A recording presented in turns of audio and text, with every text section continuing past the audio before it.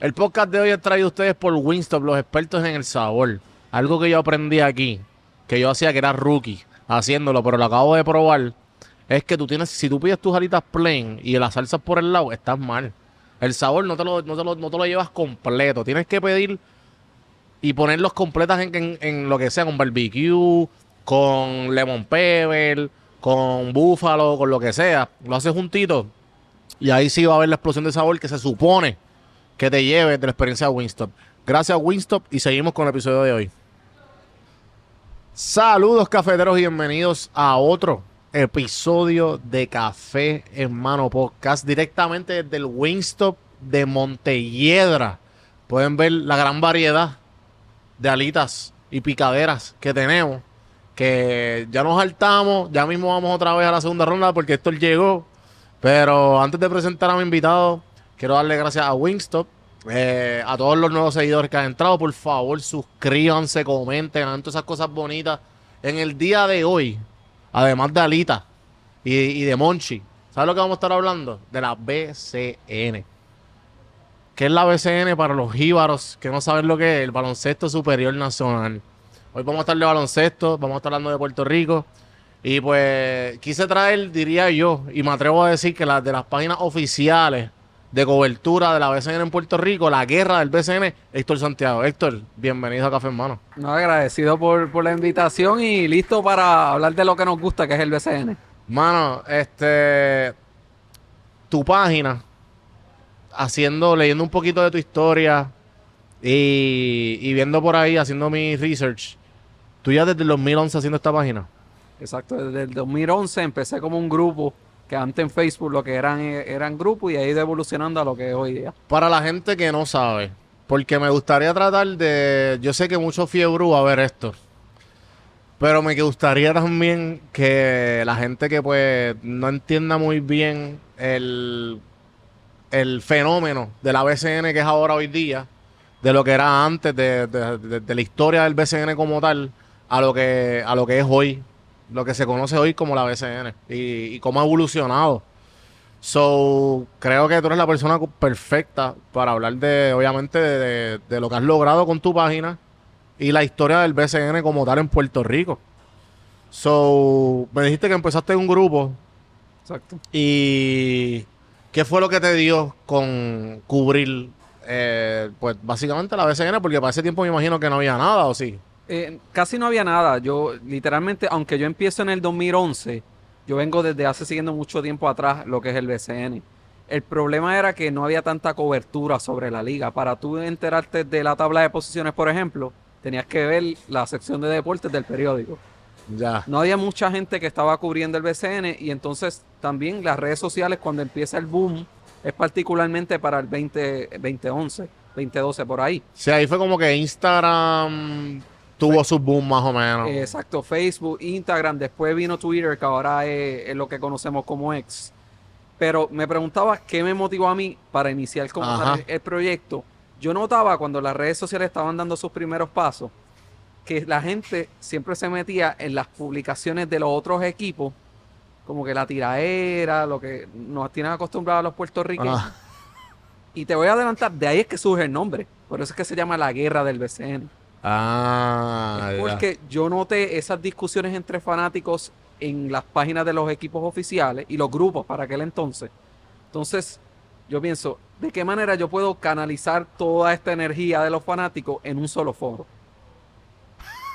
Así es que empieza esto. Sí, hace sentido porque... Y antes de seguir con el episodio de hoy, quiero darle las gracias a Fuse Telecom, que esto se subió en microsegundos al internet gracias a ellos. Internet sin problema. Seguimos con el episodio de hoy. Creo que desde que yo iba chiquito, o sea, chiquito a los juegos de la BCN con mi papá, yo siempre fui vaquero toda mi vida y mano, eso se ve. Yo me acuerdo que papi siempre, no, cuando se acababan los juegos, cuando los vaqueros ganaban era una euforia, y si ganaba otro pueblo de la isla, era como que, vete, ¿sabes? Era como que algo bien fuerte. Yo me acuerdo, yo tengo recuerdos vivos del chamaquito de eso, de salir del coliseo, y como que papi, mano, del punto detrás mío, qué sé yo, porque era... Y hoy día, pues, ni se diga. ¿Tú crees que eso ha mermado con el tiempo o ha seguido siempre siendo, pues, una guerra? ha mermado un poco la intensidad de los fanáticos en las canchas, porque antes había un montón de incidentes, desde tiradera de silla, literalmente, si no me equivoco, en los 70 a los 80, un alcalde flojó un disparo, literalmente en Roberto Clemente. Era mucha la intensidad. Ahora ha mermado un poco. Sí, obviamente los fanáticos siguen asistiendo en la cancha, pero ese furor, si puedo decir así, o descontrol, que también se pudiera llamar, ha mermado. Y yo creo que es positivo, porque tampoco queremos ver incidentes en un ambiente que se supone que sea familiar. Sí, yo creo que es eso. Yo creo que diste en el clavo, que ahora la BCN se ha transformado en un ambiente que es familiar, porque eso debería ser. Correcto, exacto. Tú quieres ver el papá con los nenes o con la familia completa viendo los juegos. Exacto. Algo local y algo diferente de hacer que no sea estar bebiendo por ahí. Sí, sí. Yo te diría que cuando tú miras el escenario actual del BCN, quizás una franquicia que todavía da indicio de cómo era el BCN antes es precisamente San Germán, por ejemplo.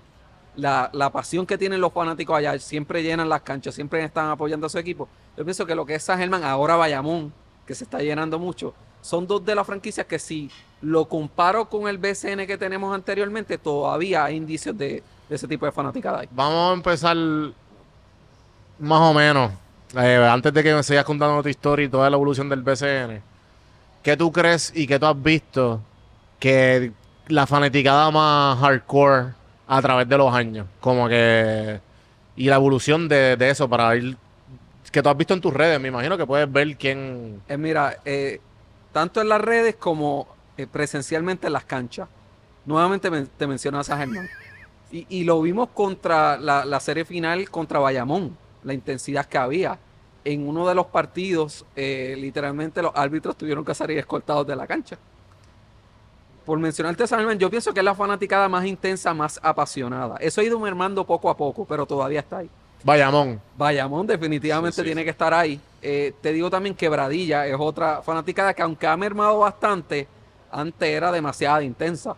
Y Ahí- al punto de que movieron juegos de esa cancha Isabela para darle una penalidad al equipo por el descontrol que tenía la Por eso fue que fanaticada. Phil Jackson duró que Ni Isabela ni Quebradilla. como tres meses, una Sí, mierda y así. Ponce, recordamos hace unos cuantos años atrás, en un juego, si no me equivoco, fue semifinal contra Santurce. Precisamente los fanáticos pegaron a tirar a la cancha y tuvieron que suspender el juego. Wow. Cuando tú lo comparas con ahora, prácticamente el cambio es drástico, pero de fanaticadas hardcore, como te digo, San Germán, Bayamón, Quebradilla, Ponce. ¿Te puedo decir? Ok. Pues seguimos en esa disputa de los equipos y de la BCN en general. Pero pues, volviendo a la guerra del BCN y cuando empiezas la página, ¿cómo tú la ves? Porque sigue siendo como un hobby. Tú lo sigues viendo como un hobby y lo sigues viendo porque ya tú saliste en el SMI el año pasado, ¿verdad? Exacto, hace como un año atrás, uno de los principales. Para la gente que no sabe qué es el SMI, ¿qué es el SMI? Sí, básicamente es un estudio que se hace mayormente por la Asociación de Mercadeo de Puerto Rico, en donde obviamente se consulta a las personas sobre los medios que más consumen, los podcasts que más escuchan. Entonces, Tú saliste de los top 5. exacto, salí top 5, que no me lo esperaba, no lo creí hasta que me enseñaron la evidencia, pero le tengo que agradecer a la gente porque nunca me esperaba salir ahí. Sí, eso Sí, está... eso es increíble. Eso me imagino que no te lo esperaba. No, y al sol de hoy ya va casi un año y todavía me impresiona. Ya. ¿Cuándo es que sale eso ahora en...? Está a punto de salir. Básicamente, tengo entendido que a finales de mayo sale el del 2025. Que hay que ver a ver qué pasa ahora. ¿Cuándo fue la BCN siempre? Porque tú empiezas la BCN y yo sé que en algún momento la BCN como que no se daba... Ya no se escuchaba por ahí, que eso lo creo que lo estábamos hablando un poco por el aire, pero ¿cómo tú puedes ver la evolución de la BCN desde tu cobertura hasta ahora, hoy día? Mira, si empezamos desde 2011 un poquito más adelante, Tú rec- puedes decir, mala mía que te Ah, interrumpa, y para completar un poquito el pensamiento y la pregunta, tú puedes decir que en algún momento tú temías que la BCN como que iba... Definitivo, definitivo. Yo temía en un punto que desapareciera, porque estábamos viendo que cada vez eran menos franquicias.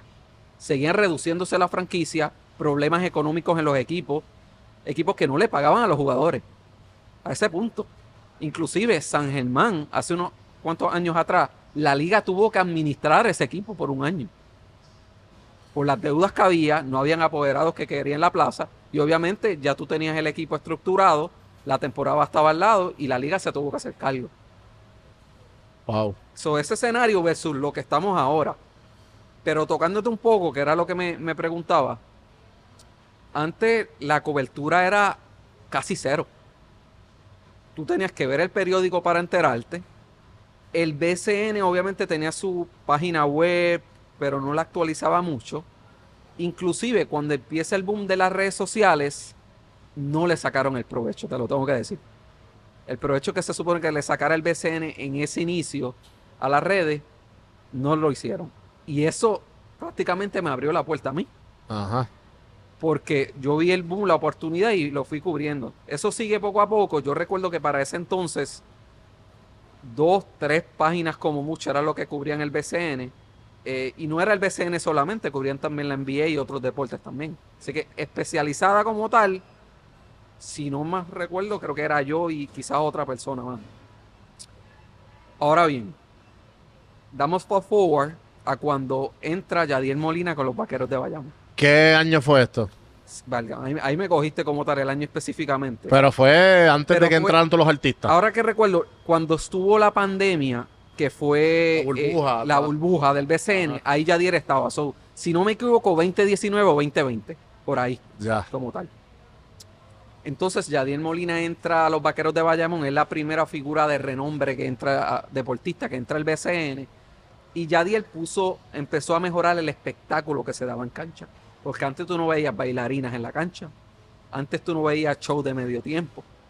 Él fue el que fue integrando poco a poco ese elemento de espectáculo en los juegos del BCN. Sí, como tú, cuando tú vas a un juego de NBA, si pues hemos logrado un juego, sabes que es como que wow, esto es un entretenimiento completo de la hora que supone que estemos aquí. Exacto, entonces es una experiencia completa que el fanático también quiere ver cuando va en Sí, cancha. sí.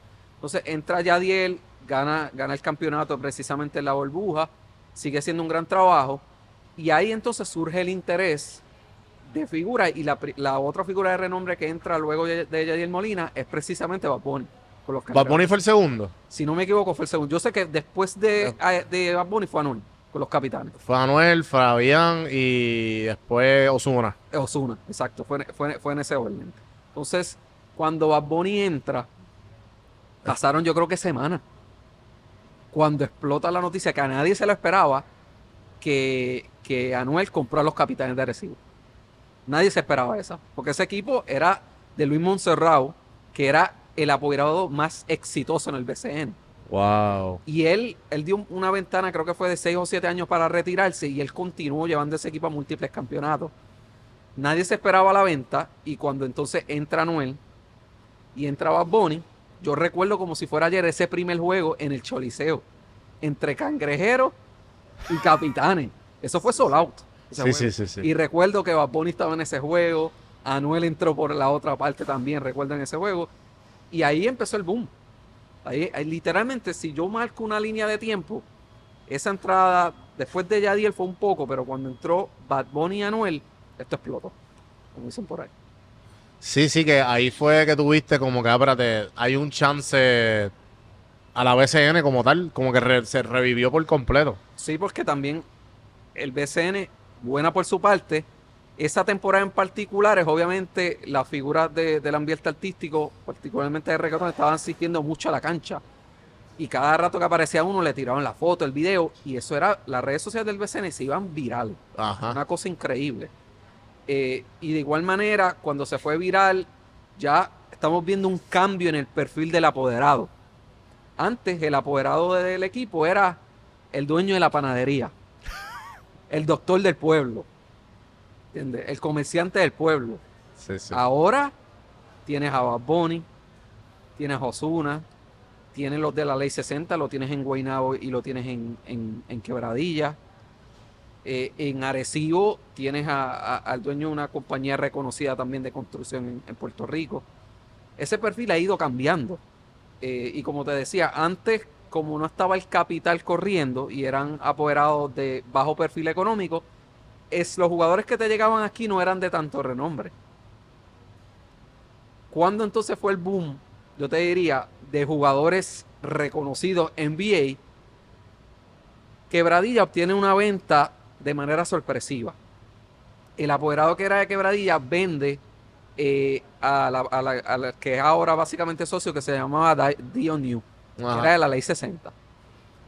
De la noche a la mañana, porque inclusive los fanáticos lo estaban criticando de dónde están los refuerzos, faltaban 2 semanas y nadie sabía de los refuerzos. De la noche a la mañana, zumba la noticia que él vuela en un jet privado a Brandon Knight y a Hassan Whiteside. Y todo el mundo, ¿qué es esto? Eso fue otro punto en términos de refuerzo que yo te diría que marcó un antes y un después. Wow. Que ya se estaban viendo nombres, porque Michael Beasley jugó con Santurce, aunque no le fue bien porque rápido lo sacaron. Pero entonces después que llega Hassan Whiteside y que llega Brandon Knight, Guaynabo anuncia de Marcus Cousins. Y no es que anuncia de Marcus Cousins. ¿Tú sabes quién le hizo un breaking news a la noticia? Bien. Adrián Wu, el apellido es difícil, pero le dicen Wu en la NBA. Es el insider más reconocido globalmente de la NBA. Él fue el que puso que los Mets de Guaynabo firmaron a DeMarcus Cousins. Estamos hablando de un tipo que él se retiró. Ahora es Shams Charania el pro ahí. Pero te digo que es la figura con creo que 50 millones de seguidores. Una cosa increíble.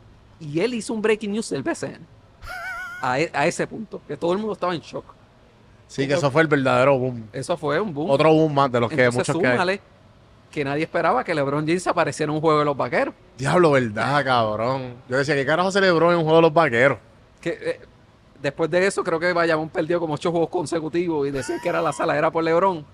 Pero cuando te añado las dos cosas, primero, la entrada de apoderados con alto perfil económico ha elevado el BCN. Y yo te diría también, añadiendo como ingrediente por ahí, que la entrada de Anuel, la entrada de Bad Bunny, Yadier Molina, estas figuras reconocidas motivaron a la juventud a empezar a mirar el BCN de cerca y empezar a crear sus podcasts, a crear sus programas, porque el ecosistema que vemos ahora de programas de BCN, antes nada de eso existía.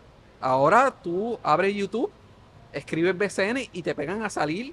Yo te aseguro, más de 15 programas vas a conseguir. De todo un poco. Y el boom fue ese. Y que tú, en tu página como tal, que tú, ¿sabes? ¿Viste oportunidad cuando cuando pasaron todos estos booms? Porque llegaste a estar auspiciado, has tenido un par de auspicios en la página como tal, tú simplemente cubriéndolo. Y no solo eso, que también tú tienes unas estadísticas hasta más eficientes que la misma liga a veces. Porque hay veces que yo busco algo, o detalles de ciertos juegos, o puntuaciones, o posiciones, y tú estás más al día a veces que la misma vez. O sea, ¿cómo tú pudiste? Esa información debe ser bien complicada conseguirla. ¿Cómo tú te organizaste? ¿Cómo tú viste viendo mientras seguía pasando el tiempo? ¿Cómo lo viste más fácil? ¿O qué fue lo que tuviste que hacer? Mira, por lo menos ahora es más fácil porque tú tienes todos los juegos en YouTube. Antes eso no existía. Inclusive ahora hay una plataforma que se llama FIBA Live Stats, que por ahí es que tú te enteras de todos los resultados. Antes eso tampoco existía. Así que tú tenías que escuchar los juegos. ¿Por dónde? Por radio. Wow. Muchas veces esa era lo que yo me jugaba. Tener múltiples radios, escuchando cómo transcurría el partido. Entonces poner luego los resultados. Y precisamente llegó un punto, antes de que entrara este boom, llegó un punto donde yo tenía más seguidores que la misma liga. Yo lo recuerdo como si fuera ayer. Wow. Obviamente cuando empieza Bad Bunny, cuando empieza Anuel, se pueden a publicar obviamente fotos de figuras del género y todo, y eso se fue viral. Ahí es que el BCN como tal empieza las redes sociales a hacer un boom increíble. Obviamente me pasaron, eso no hay duda alguna. Inclusive mucha gente piensa, tú te ves como la misma competencia de la página oficial del BCN. No, yo me veo como un complemento. Inclusive hemos trabajado de la mano. Muchas veces ellos me... Sí, eso te iba a preguntar porque pues, ¿sabes? Tú eres como... debe ser como algo que pueden usar a favor. ¿Sabes? No hay nada que en la competencia ni nada, al revés. Exacto, yo no los veo como competencia. Al contrario, ni ellos tampoco me ven a mi competencia. Es un complemento. Al revés, exacto. Porque inclusive, sí, obviamente, las páginas oficiales del BCN tienen una limitación. Hasta que una noticia no sea 100% oficial y esté el contrato firmado, tú no lo puedes anunciar. Esa es la ventaja que yo tengo. Sí, que tú puedes, hay 2 o 3 chismes, tú puedes comer, mira, escuché esto. Exacto. Obviamente, Todavía falta confirmarlo, pero eso es lo que escuché. eso es otra cosa. Yo soy bien celoso con la información que yo comunico. Porque tengo que ser súper responsable Sí, sí. por la cantidad de gente que me sigue. Si yo publico algo, yo tengo que asegurarme 100% que eso es oficial. Pero como te digo otro, eso te puedo decir un desliz. Ya. Y es la situación de Dio Howard. ¿De acuerdo? Entonces, la novela de Dio Howard, Ajá. en PCN, Ajá. que obviamente los principales periódicos del país anunciaron que Dio Howard había firmado con los Mets de Guaynabo. Y eso explotó las redes sociales. Yo veo que lo están reportando todos los diarios principales del país, lo tiré, como todo el mundo lo hizo. ¿Y tú de dónde carajo sacan esto? Y después, como el problema fue que después pasa el sorteo del BCN, le pregunta a un gerencial de Guaynabo y él dice, ni lo niego ni lo confirmo. Claro, obligado. Y era porque estaban vendiendo abonos, Ah. como locos. Pero después se confirmó de que fue que él hizo una visita para conocer a Puerto Rico, para dar a conocer su fundación, y no era que iba a jugar aquí. Pero eso fue una de las pocas veces que salió una noticia. Yo me acuerdo de ese chisme que todo el mundo, ¿qué? Sí, sí, que después había gente pidiendo los abonos para atrás que le devolvieran Es el dinero. verdad. Eso pasó. Wow. ¿Y qué noticias has compartido a través del tiempo que te has tenido que echar para atrás? O porque no te había compartido esto, mira, mala mía, Corillo, pero... Mira, son bien pocas. Yo te diría esa. Ujú. Y quizás alguna otra, pero es porque, por ejemplo, algún apoderado lo comunica en un medio y después pasa que se echa para atrás el jugador y no termina no firmando. Ya. Pero es una información que comunicó el gerencial o el apoderado, que obviamente uno le tiene que dar un grado de veracidad, porque es el gerencial del equipo. Lo que pasa es que luego se pueden caer conversaciones. Por ejemplo, Taco Fall, que es un gigantón, yo creo que mide como 7'6" o 7'8", que ahora está en Australia. Quebradillas lo anunció oficialmente, pero después no lo trajo. Después que se anunció que él venía, no lo trajo. Entonces son cosas así que los equipos lo anuncian, inclusive, que ahora se me escapa el nombre, lo tenía ahora mismo, se me escapó, pero un jugador que fue, si no me equivoco, número 1, número 2 selección en la NBA, Anthony Bennett, que lo anunció Santurce, él no terminó jugando ese, que eso puede pasar regularmente. Pero y a ti no te... ¿Cómo te digo? A ti no te invitan a estas entrevistas o los mismos equipos como mira, ven para que entrevistes después o antes del juego, como hacen en el NBA que son estos open tables. O sea, no sé si eso se hace aquí porque yo los he visto, pero los he visto por las páginas de los equipos. Pero ¿entiendes por dónde voy? Que... Sí, hay varios equipos que han hecho, por ejemplo, tú ves en la NBA que luego que se acaba el partido hace una conferencia de prensa. Sí, sí. Por lo menos Santurce lo veo que lo hace bastante. Hay muchos equipos que lo hacen consistentemente. Obviamente puedo entender que lo hagan a través de su plataforma porque al final del camino tú puedes monetizar ese contenido. Claro. Y se entienden como tal. Sí, la limitación de tiempo es un factor para mí en términos de estar todas las noches en las canchas, no puedo. Pero al final del camino, yo entiendo los equipos porque si yo tengo la decisión entre transmitir a través de mi página o una plataforma alterna, voy a seleccionar la página oficial porque aumento en seguidores, lo puedo monetizar y hay más alcance.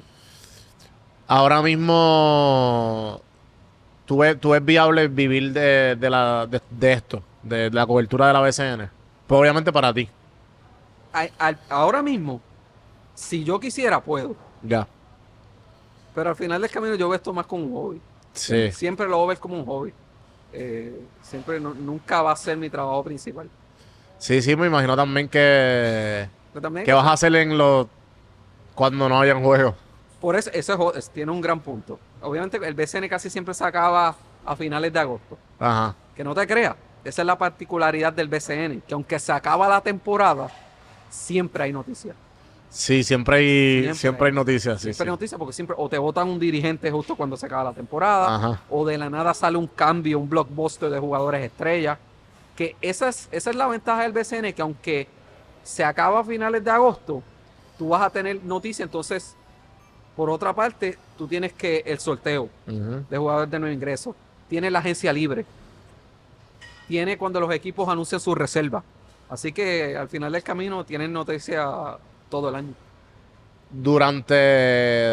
Me interesa saber también esto de la evolución de la BCN como tal y también del fanático. ¿cómo tú lo has visto que ha evolucionado el fanático como tal? Sabes que obviamente es bueno, porque más gente lo ve. Pero antes era... O sea, antes cómo era y cómo es ahora. ¿Sabes? Ahora tú lo ves un perfil más joven, que tú dices contra, pues obviamente eso es lo que uno quiere, pero... ¿Sabes? ¿Cómo tú lo ves bajo tu perspectiva? Sí, sí, antes como, aunque en algunas franquicias en particular tú todavía ves ese perfil de adulto mayor, si Ajá. podemos llamarlo así, si bien en su mayoría es adulto mayor, pero sí poco a poco se ha visto un cambio y hay que darle mucho crédito a cómo el BCN ha manejado su mercadeo. Y precisamente yo marco el punto desde que entró Yadiel Molina, desde que entró Bad Bunny, desde que entró Anuel, porque a la misma vez, como son figuras que siguen la juventud empezó a interesarse más por el BCN.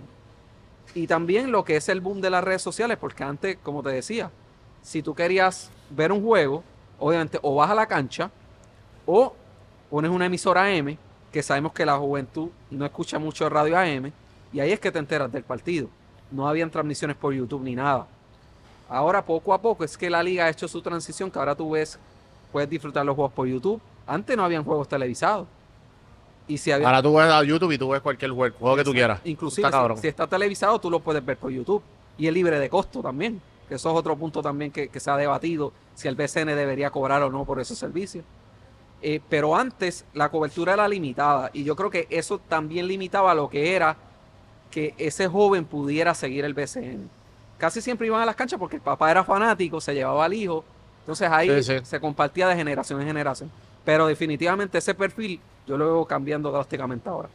So, volviendo más o menos como que a las rivalidades y los bochinches de tiempo. Ajá. Yo he escuchado, porque yo soy abonado de los cangrejeros. Y pues ya hay de perfiles, gente como yo que entró obviamente después del boom de los artistas. Que yo ya ahí fue que yo me mudé, whatever. Y también tengo abonados que son años y años, llevan en Santurce. O sea, antes y después. O sea, que escucho de todo. Y una de las cosas es que el equipo que tiene ahora, por lo menos Santurce, es igual o mejor equipo que el de cuando estaba Carlitos y Piculín.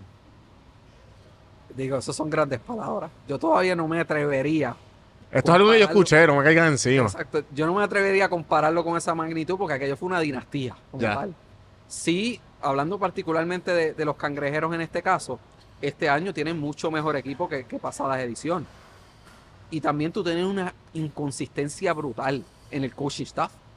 Llegaba uno, lo votaba, llegaba el otro, lo votaba. Y ahora obviamente tienen a Nelson Colón, un dirigente probado y ganador. Yo creo que finalmente, porque siempre Santurce tenía un equipo ganador en cancha, pero siempre se quedaba en primera ronda. Casi siempre era con San Germán, para acabar de completar. Yo recuerdo hasta los otros días, cuando Varia estaba con Santurce, que jugaron en San Germán y se formó un revolú allá. Y San Germán terminó ganando la serie. Pero ahora, hablando de Santurce particularmente ahora, veo más estructura en el equipo. Obviamente Nelson Colón es un conocedor del básquet brutal también. Así que yo pienso que este año se juntó lo que es el roster ganador. Precisamente tú tienes que también tener un equipo técnico también que lo acompañe. Y de equipo, de los mejores equipos all time, ¿cuáles son los pueblos ganadores?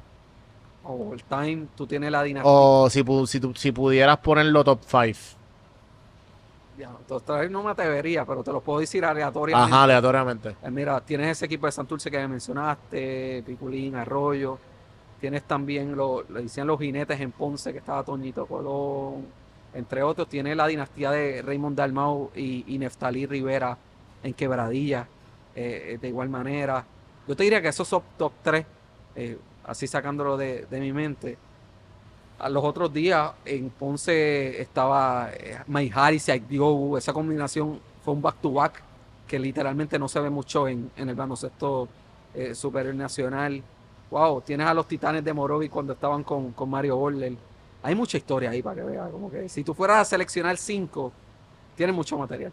Y una de las preguntas, porque empezaba a hacer preguntas, porque pues yo no soy el más conocedor de la BCN y una de las razones por las que estás aquí es para educarme un poco también y educar al pueblo, a la gente que nos escucha. Pero me dijeron, all time favorite Bayamón versus Arecibo. De serie. Sí. Es que lo sé por qué lo dice, porque yo recuerdo ese, cuando estaba Pachi Cruz, el armador de los capitanes, Marcus Pfizer con los capitanes de Arecibo, que yo, honestamente, cuando trato de recordar un refuerzo tan impresionante como Marcus Pfizer, wow, hay que contarlo como tal. Pero sí lo puedo entender, porque las guerras que se formaron entre esos dos, particularmente en el Choliseo, eso fue épico. Yo creo que ese fue, si no me equivoco, ha sido el juego con más asistencia en el BCN hasta el momento. Pero ese fue ya para cuando estaba Anuel, ¿no? ¿O eso fue antes? No, eso fue antes. Eso ¿Cuándo mucho fue antes eso? que eso, si no me equivoco, Montserrat estaba todavía de apoderado. Y en ese equipo por Santurce todavía estaba Larry Ayuso. Ah. Si no me equivoco, estaba Bebe Dalmau, que era Ricardo, como tal, que es presidente ahora de la liga. Robert Tractor Taylor, en paz descanse también, que él falleció. Eso fue antes, pero esa serie fue épica. Y la rivalidad más grande que te has podido documentar y que Wow. has estado ahí. O Mira, simplemente documentado. wow. Arecibo y Quebradillas se sacan chicos. No se quieren ver ni en pintura. Yo te diría que esa es la rivalidad más fuerte. Y siempre pasa que siempre tú ves. Los pueblos que están cerca hay más Exacto, rivalidad. y casi, por ejemplo, tú puedes tener una temporada que casi nadie va a Arecibo o que casi nadie va a Quebradilla en asistencia. Pero cuando esos dos equipos se enfrentan, es sold out o casi lleno. Entonces, si no me equivoco, en el 2017 fue que ellos dos se enfrentaron en una final. Y eso fue sold out todas las noches. Así que yo te diría que si tengo que escoger rivalidad, Quebradillas y Arecibo. Yeah. Una segunda, me gusta mucho Mayagüez y San Germán y Ponce. Esa combinación está bastante buena. ¿Cómo tú crees que la BCN ha hecho buen trabajo? Cuando pasan cosas así fuertes, ¿tú crees fuertes y también que se supone que hagan algo, una multa o algo? Es un gran tema. Y de momento, pues no la manejan bien y a lo mejor pueden perder la credibilidad un poco. ¿Sabes? ¿Cómo tú crees que lo han hecho bien? ¿Qué tú piensas que la gente, como tú te pasas leyendo los comentarios, además también que llevas mucho tiempo, ¿sabes? ¿Cuál es tu pensar en eso? Mira, yo te diría que las últimas 2 a 3 temporadas, la mejoría en esa toma de decisiones en el BCN es drástica. Y me explico. Si no me equivoco, hace 2 o 3 temporadas atrás, era demasiado inconsistente las multas o las penalidades. Tú tenías un suceso en una cancha y pasaba exactamente lo mismo en otra cancha con un jugador y eran penalidades distintas. Te voy a traer un ejemplo que fue el más dramático. Y fue un incidente precisamente en la serie entre San Germán y Santurce. Estaba involucrado Check Diallo por Santurce y por San Germán Ronda Holly Jefferson, que eran sus top 2 jugadores. En un mismo incidente que ocurrió el mismo día, al mismo tiempo, a Check Diallo lo suspendieron a un juego y a Holly Jefferson a otro. ¿Cómo es posible que tú tienes una pelea, un suceso entre esos dos jugadores en el mismo juego, pero tú decidas a un jugador suspenderlo para un partido y al otro para otro? No hace ningún sentido. Y ahí fue que la fanaticada se fue en brote. Y mucha gente decía, tú suspendiste primero al jugador de San Germán para darle un break a Santurce que empatara la serie. Que honestamente, si tú me preguntas a mí, yo creo que fue así. Sí, sí. Porque, hermano, es que no tenía sentido. Sí, como que chico, dame break, déjame jugar este juego y después lo suspende. Está el destino o el karma, si se puede llamar así, que San Germán terminó ganando ese juego aunque no tenía refuerzo y eliminó a Santurce. Ya. En este caso. Eso era lamentable y tenía sucesos de que a un jugador te lo suspendían por 5 juegos y otro jugador hacía lo mismo y era una multita. Ajá. ¿Entiendes? Demasiada inconsistencia. Sí tengo que reconocer que el BCN, después que vio todos esos sucesos, y lo otro era que pasaba el incidente, pasaba una semana y tú no veías ninguna multa. No era rápido, no actuaban rápido. Sí, se tardaba. Me acuerdo que yo creo que fue el pasado, ¿cuándo fue que los Osos ganó? Los Osos llegaron a la final. El año pasado. Que pasó algo con Ozuna, que le hizo algo, y fue como una semana después. Sí. Que... Sí, pero ese incidente, ellos se tardaron porque tenían que evaluar bastante ahí. Pero sí te puedo decir que por lo menos los últimos 2 directores del torneo, ahora actualmente es Homero González y anteriormente fue Sola, ellos dos han hecho un gran trabajo. Han actuado a tiempo, inclusive el director del torneo que está ahora, Él puso la vara bien alta. Y yo creo que eso es súper positivo. Porque si tú quieres que sea un disuasivo, que esto no vuelva a ocurrir, tienes que poner una multa y una suspensión heavy. Yo pienso que este director este torneo que está ahora alzó mucho la vara y creo que eso es positivo. Sí, para que no vuelvan. Sí, porque tú no puedes tener ese tipo de incidente en cancha. Ajá. Si tú le das, que antes pasaba, $100 de multa a un jugador, eso no es nada para Qué ellos. cabrón, qué carajo. ¿Entiendes? Ok, toma. Nada, o a un dirigente pasaba algo, $200, paga la media hora antes del juego. Y tiene, hablando de sucesos, que no se me puede olvidar, hubo un suceso épico en el BCN. Y esto está increíble. Por lo menos no se me olvidó y te lo puedo mencionar. Yo no podía acabar esto sin no mencionar esto. Lo que pasa es que Ponce tenía una complicación con los dirigentes y firma a Juan Cardona. Juan Cardona llega a Puerto Rico, dirige ese primer juego. Y empezó un rumor porque lo que pasó fue, si no me equivoco, fue a Tony Ruiz, o fue antes de eso. Hubo un despido en Arecibo. Y había un rumor por debajo del agua, si podemos decirlo así, que Juan Cardona iba a dejar a Ponce en plena temporada y se iba a ir con Arecibo. Y yo no pensaba que ese rumor era cierto hasta que se concretó. Lo que pasaba era que para ese entonces los rumores era que Ponce no le quería garantizar un contrato multianual y Arecibo sí se lo estaba ofreciendo. Y él le renunció, pasó un juego, renunció a Ponce y se fue para Arecibo. ¿Verdad? Entonces, el problema fue de que Ponce se quejó por tampering, de que Arecibo le había hecho tampering, que le había pirateado el dirigente.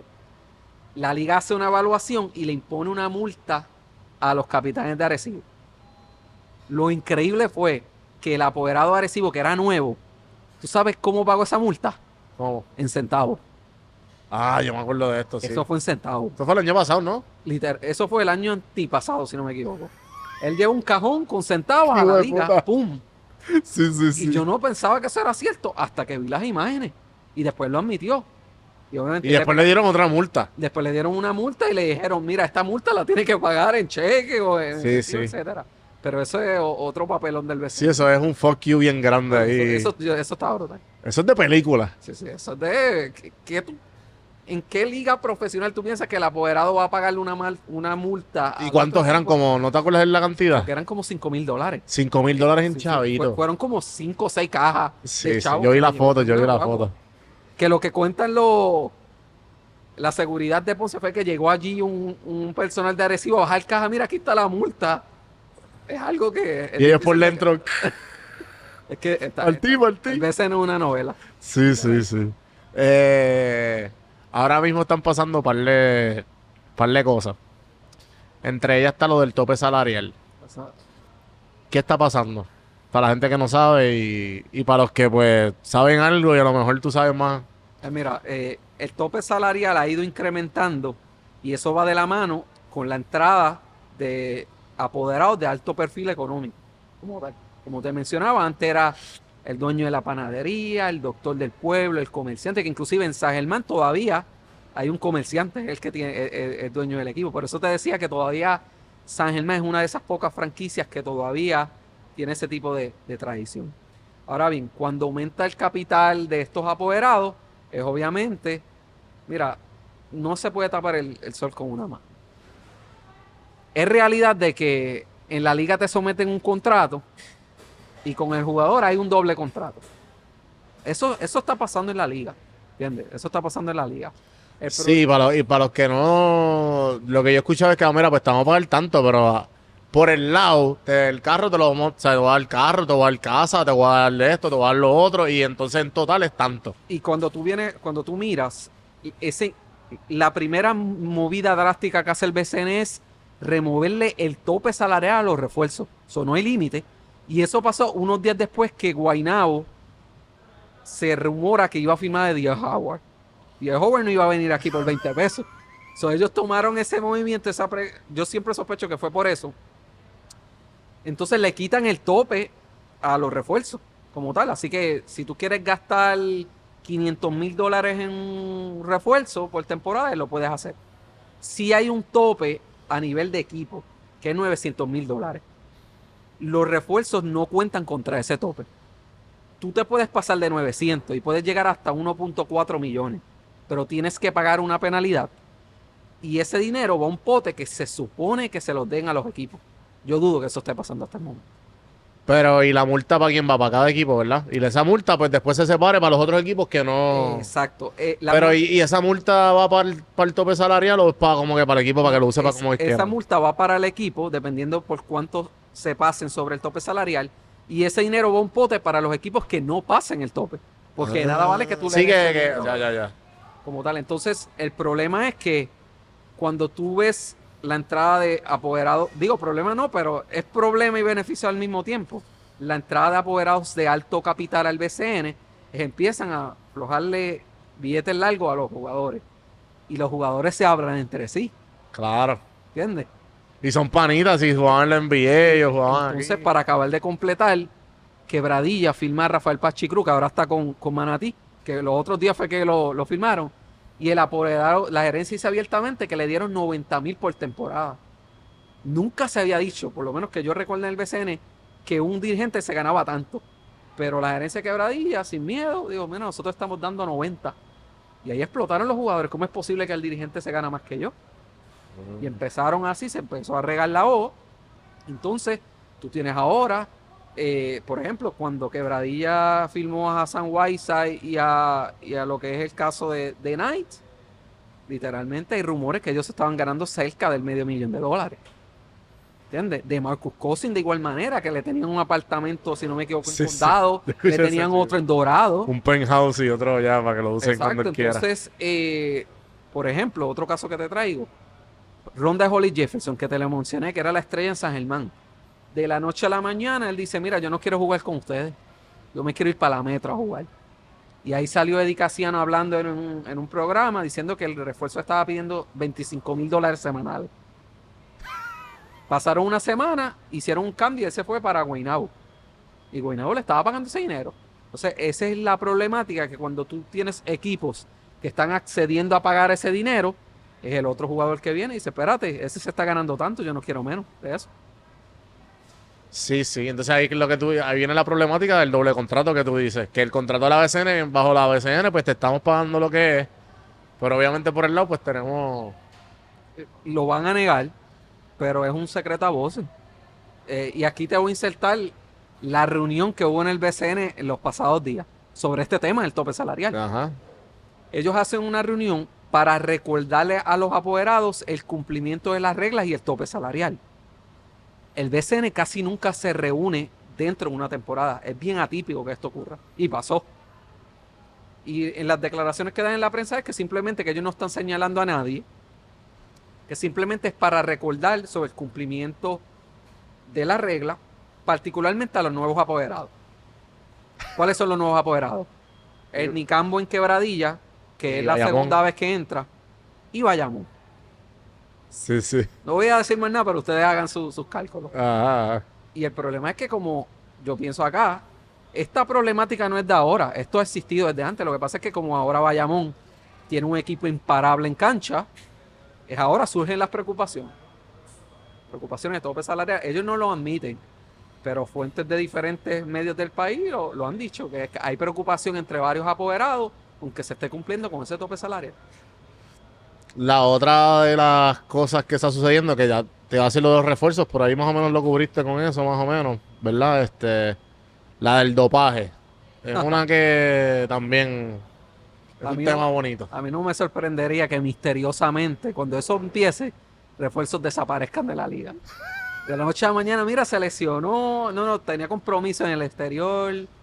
Porque, mano, siempre hay rumores. Obviamente no voy a mencionar el nombre porque sería irresponsable de mi parte. Pero a ti te llegan DMs o tú los ves en los comentarios. De las dos cosas. Las dos cosas. Rumores. ¿Y qué es lo más? O sea, sin decir nombre. ¿Sabes? ¿Cómo puedes decirnos una historia que te ha llegado de algo que rumores que tú ves constantemente que te llegan Te voy a al dar un DM? ejemplo sin decir nombre, pero, mano, de la noche a la mañana tú tienes un jugador que era promedio, ya está entrado en edad, y de la noche a mañana se volvió LeBron James. Ah, Es raro, ¿verdad? ya. No voy a mencionar el nombre, pero ustedes saquen sus cálculos allá.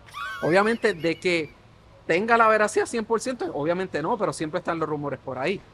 Ahora, hablando más de este tema del dopaje, la Prado como tal, que es la agencia gubernamental que reglamenta ese aspecto. No es el BCN, es lo curioso.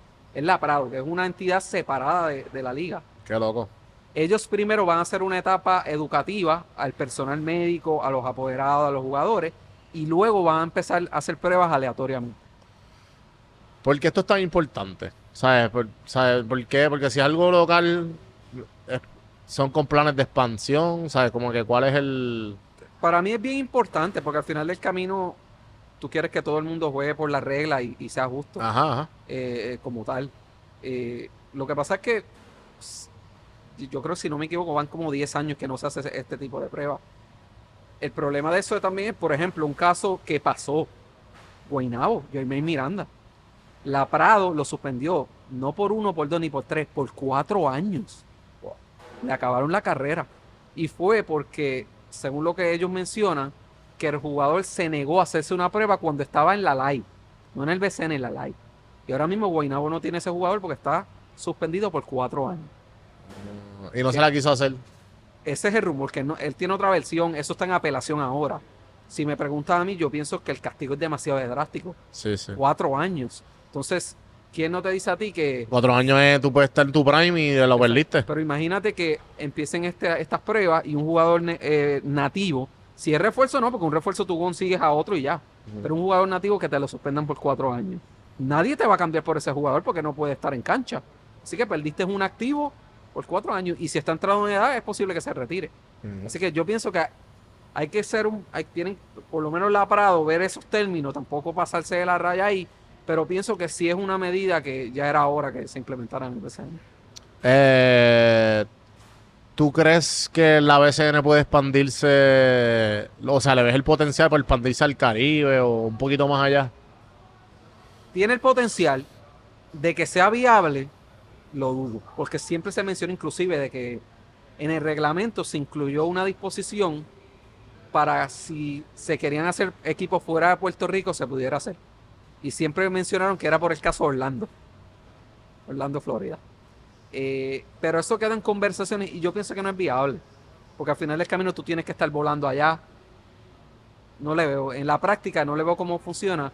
Sí, ese potencial de expansión tú lo puedes hacer dentro del mismo Puerto Rico. Ajá. Y por mencionarte equipo, mira, Titanes de Morovi es una franquicia histórica, tradicional y es una fanaticada que quiere ver el baloncesto de vuelta. Tiene una cancha buena, lo que pasa es que necesitan aire. Pero mira lo que hizo Canóvana.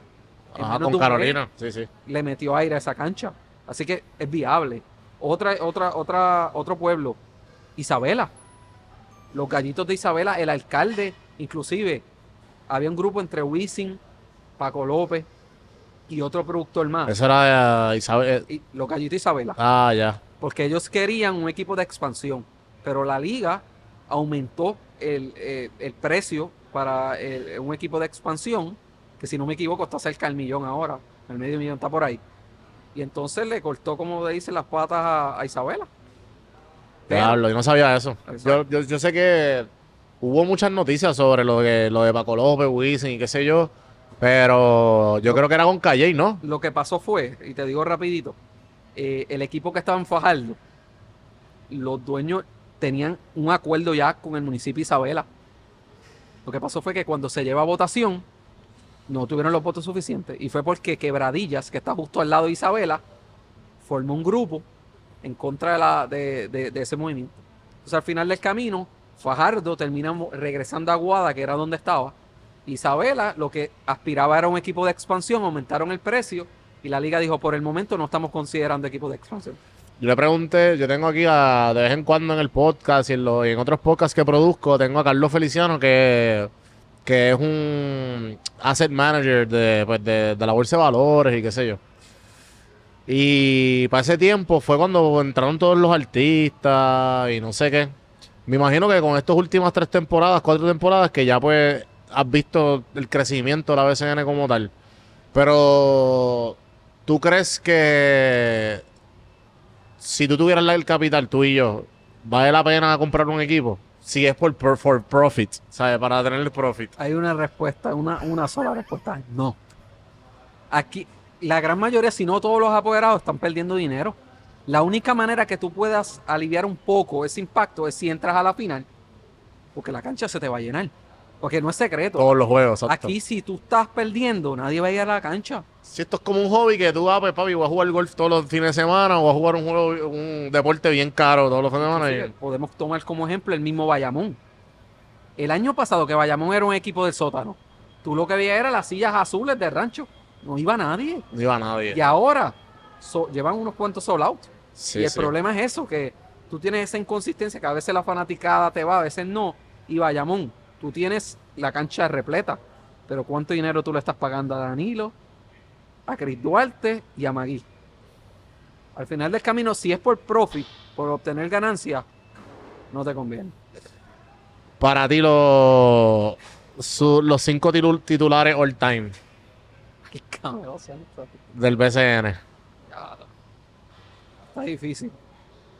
Porque ahí tengo que tener un trasfondo de los 80 y los 70 y ahí estoy un poco limitado ahí como tal. Pero tengo que mencionar, te voy a mencionar figuras. Los como- que tú como- sabes, sí, también. Exacto. Ahí tengo que incluirte Raymond Dalmau, Wes Correa, Mario Borler, un caballo. De igual manera, Mario Quijote Morales, no se me puede olvidar, en Guaynabo. Wow. Figura, obviamente lo que tiene es a Pachín Vicente en Ponce, que es de los tiempos de la guacara, como dicen por ahí, pero es una figura. Inclusive Toñito Colón, que fue una leyenda en Charlie Nalauce, de igual manera en Ponce, Nestalí Rivera en Quebradilla. Así que, como te digo, seleccionarte un top 5 sería injusto porque voy a dejar a alguien fuera. Pero así figuras de renombre, y ahí es que me estoy remontando hacia atrás. Si quieres un poco más moderno, tienes los Larry Ayuso de la vida, tienes a Cristian Dalmau en Bayamón, de igual manera, Carlitos Arroyo, Gigi Barea, de igual manera. Y aunque no me lo preguntaste, pero refuerzo, Mike Harris, Marcus Faisal, Marcus William en Quebradilla, que él vino cuando literalmente se bajó de la NBA y jugó acá. Obviamente los Hassan Whiteside de la vida. Yo me recuerdo cuando Damon Jones jugó en el BCN también, que él estuvo en ese equipo de campeón de Cleveland de igual manera. Y recuerdo, porque nunca se me va a olvidar, cuando hubo un rumor bien fuerte que Allen Iverson iba a firmar en el BCN con Mayagüez. Ya. Lo que pasó fue que al final estaban cerca, pero no se dio la contratación, pero estuvo bien cerquita que Allen Iverson jugara aquí en el BCN. Ese fue el más grande que tú, el de rumor que se escuchó de los de NBA. Sí, considerando en donde estaba Allen Iverson en ese tiempo, fue inclusive creo que el Carlos Beltrán, que era el presidente para ese entonces, hubo una discusión que la liga se metió en esas conversaciones para tratar de que él llegara. Ajá. Y si no me equivoco, él firmó en Venezuela con Huayquerique. Terminó firmando allá, que allá sí le pagaron lo que él quería. Pero sí, yo te diría, inclusive, otro jugador de renombre, Anthony Walker, en Guaynabo, que fue una leyenda de Boston, estuvo en Miami también. Ajá. Cuando él firmó ahí en Guaynabo, lo que pasa es que cuando llegó aquí ya estaba fuera de condición. PJ Tucker en Quebradilla. El PJ Tucker todavía está jugando en la NBA. Así que son varias de esas figuras emblemáticas. Qué brutal. ¿Y los coaches? Wow. De renombre. Ajá. Tienes a Phil Jackson, que lo votaron. No, inclusive salió En el Last Dance. en el Last Dance, que eso fue un boom. Eso fue otro de los booms también, porque todo el mundo está Y diciendo esto fue justamente, ¿verdad? Esto fue para pandemia. para la pandemia, sí, porque Y fue justamente todo corrido, como que después que Eh, lo menciona, el mismo Phil Jackson lo menciona en el Last Dance. exacto. Ah. Que ahí mencionó que prácticamente los ojos del mundo, los fanáticos de Quebradilla y Isabela se vieron como salvajes, porque él mencionó Un par de cosas medias locas. sí, sí. media fuertes como tal, pero eso fue otro de los elementos que le dio visibilidad como tal al BCN. Pero, mano, Julio Toro lo tengo que mencionar, Flor Meléndez, Mr. 600, que para mí es una leyenda. Es varios de los que tengo en mente que tengo que mencionar. ¿Qué tú crees que pasó con lo de... Bueno, ¿qué tú crees, no? ¿Qué tú sabes hasta ahora que ha pasado con lo de Flor Meléndez y los Osos? Mira, es una situación complicada. ¿Qué fue lo que pasó? Lo que pasa es cuando tú involucras familia y negocio, muchas veces te puede funcionar, pero muchas veces te puede ir mal. Y me explico, lo que pasó fue, yo creo que cuando se empezó a llenar la copa poco a poco, fue la final del año pasado, que ya Manatí tenía ese campeonato en el bolsillo, inclusive ellos estaban ya con la champaña y todo en el camerino, la tenían ready, porque esa imagen se fue viral en las redes sociales. Ahí fue cuando Travis Tritt hizo de las tuyas y metió esos bombazos. Y ahí se empezó la conversación, como que Manatí repetirá el mismo dirigente, porque prácticamente la final se le fue de las manos. Pero por el otro lado, mano, no se esperaba que Manatí llegara a una final y él lo llevó hasta ahí. Fast forward a esta temporada. Como te digo una cosa, te tengo que decir la otra. Manatí tiene un gran equipo en papel, pero el problema es que como tiene tantos jugadores exitosos, están jugando en el exterior y te llegan tarde. ¿Entiendes? Que siempre empezó el rumor, cuando Manatí empezó con un inicio lento de temporada, está el rumor. El tiempo Iván Ríos está contado. Pero yo, en mi opinión, yo decía, eso es imposible. Porque quien tiene que votar a Iván Ríos es Flor Meléndez.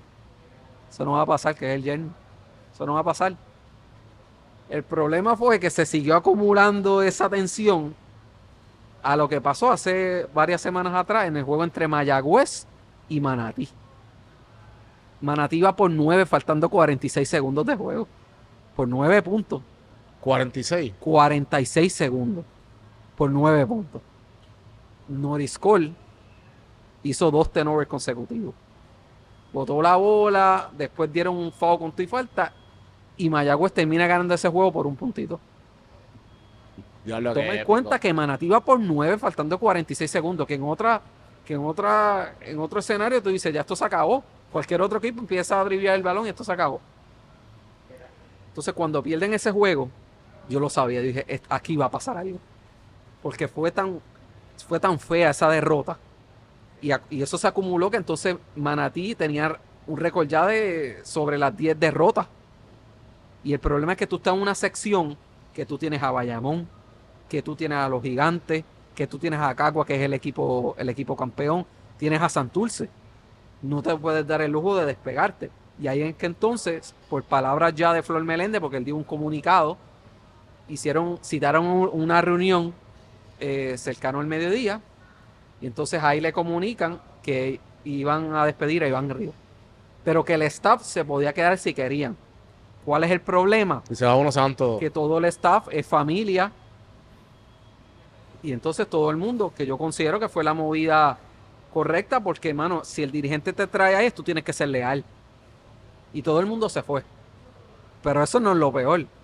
Te queda un problema, y es Jivan Jackson, que es tu figura principal en ese equipo, que es el nieto de Flor Meléndez, Ajá. que es familia literalmente con Iván Ríos. No quiero especificar, pero es bien, bien cercano a Iván Ríos.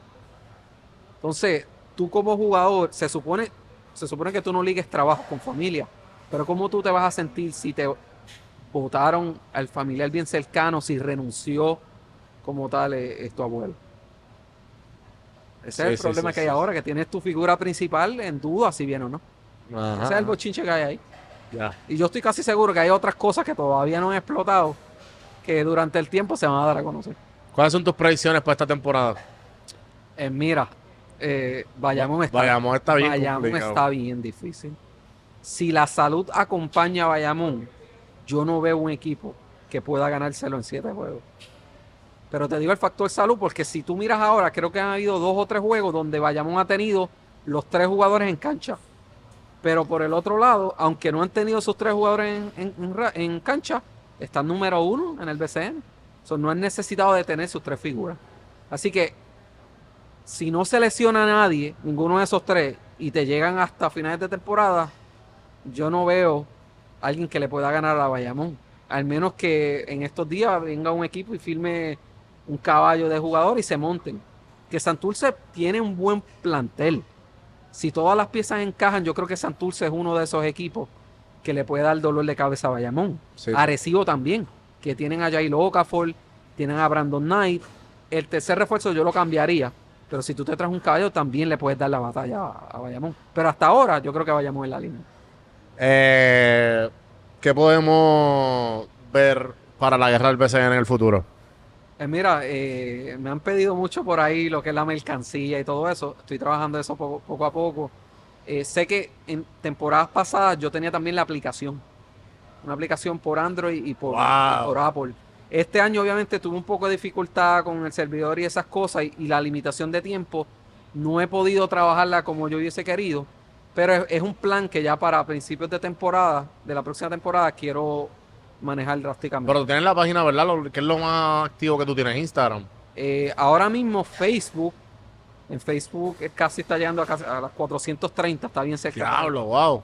Felicidades. Eso sí, si me dices cuál es la más que es tráfico que genera. 430,000. 430,000 en Facebook. Instagram es la que ha ido en crecimiento continuo, que ahí está cerca de los 85,000 si no me equivoco. Ajá. Y Twitter, Twitter X, que es una plataforma un poco complicada para tú generar seguidores, ahí está cerca de los 28,000. Tienes par. Que al momento, por lo menos en Twitter, es una red que no le dan mucho cariño las personas que consumen BCN y reportan BCN. Sí. Que yo, aparte de ellos, están contados los que por lo menos por Twitter cubren lo que es el BCN. Héctor, gracias por el rato. Espero que se lo hayan disfrutado, gente. Hemos aprendido aquí un montón. Hemos sabido de chismes. Hemos sabido de la BCN como tal.